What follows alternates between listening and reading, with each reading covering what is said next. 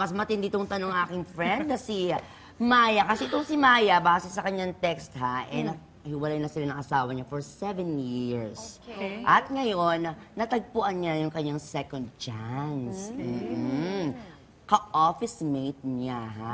At ito na nga, 1 year na sila. Pero itong si Maya, may anak kasi. So, ang pakilala niya dun sa jowa niya ngayon, friend lang. Eh, medyo lumalalim na at nagiging serious na relationship nila. So, naguguluhan ngayon si Maya, Miss Jayan, Miss Camille, kung paano ba, ang tanong niya, paano ba? At kailan ba yung tamang panahon para sabihin na dun sa bata, yung tungkol sa relasyon nila ngayon na bago. Dapat sigurado ka na doon sa partner mo. But I think what's more important, sigurado ba yung partner mo sa'yo? Kasi siya yung may anak eh.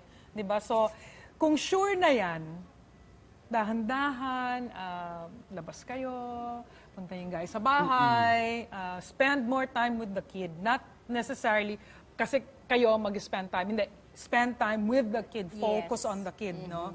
Ako siguro mararamdaman mo kasi yon bilang isang ina kapag handa na yung anak mo. Kasi I would assume na yung anak niya mga 7 years old din.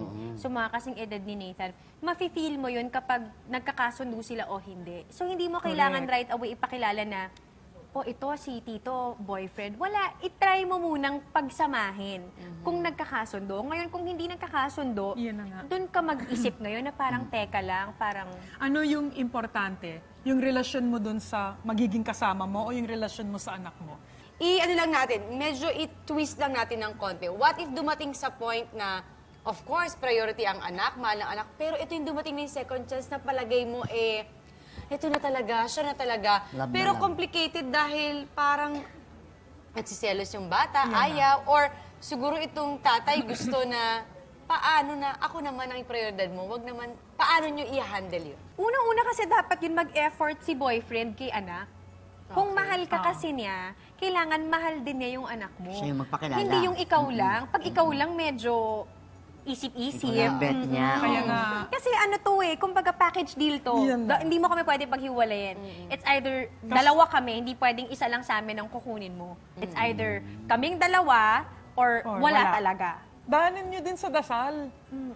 Saka Hilingin nyo na maging tama lahat ng components doon sa pag-iibigan nyo.